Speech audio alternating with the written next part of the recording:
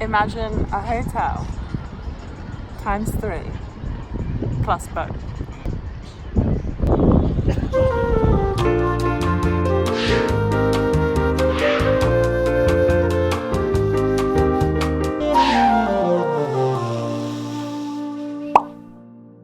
We arrived in Singapore, very excited to have a look around, and actually the airport was really lovely, so that was cool, and then was very quickly pulled back down to earth when my bag didn't arrive, and so we had to try and figure out where it was and how to get it back. I had to wait a couple of days until I got it back, but it turned out that they had actually never sent it from Brunei, which is where we started, because there was a power bank in it.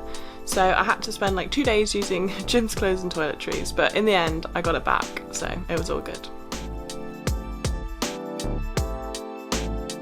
One of the most popular things to do in Singapore is Gardens by the Bay, so naturally we had to go and check it out. So there's a shopping centre, and if you walk through it, basically there's an escalator that takes you all of the way there. You can actually walk through the Marina Bay Sands Hotel, which is like one of the most famous hotels, where you have the 3 towers and then the bar at the top that looks like a ship. So that was really cool. It was kind of nice to have like a little peek inside and see how the other half live.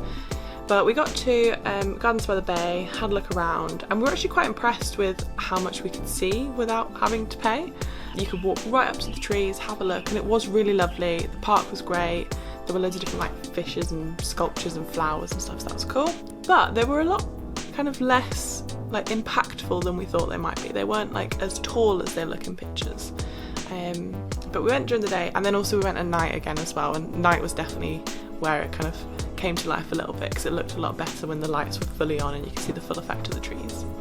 We absolutely loved Singapore. It had a really great atmosphere, so we kind of felt like it was almost like London in Asia, and I think definitely if we could get jobs there and support ourselves, we 100% would move there because it was so great.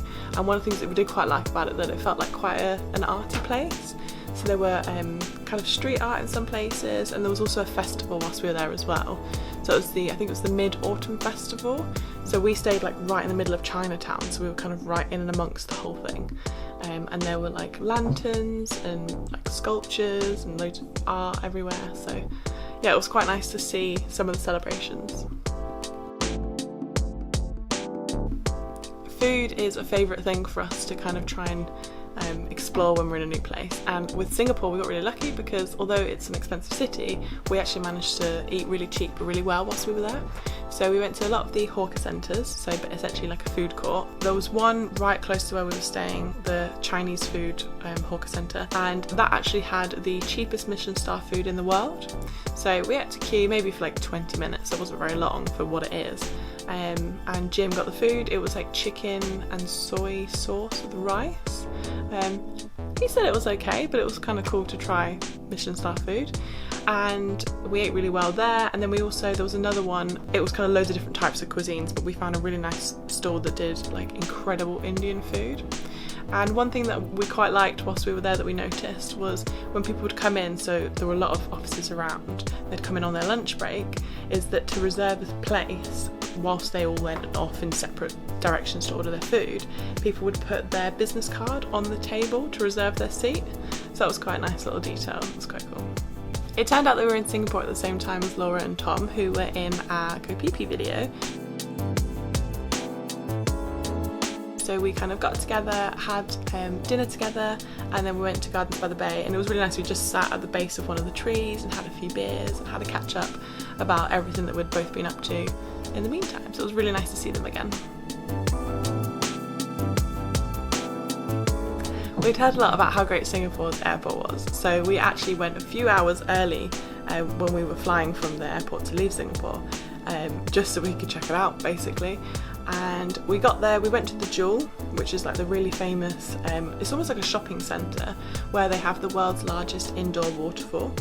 And to be honest, I was almost expecting to get there, not be able to see much, again without paying, and also be a little bit underwhelmed, but I was absolutely blown away. It was incredible. You could walk right up to it, have the most incredible view. It was like Jurassic World.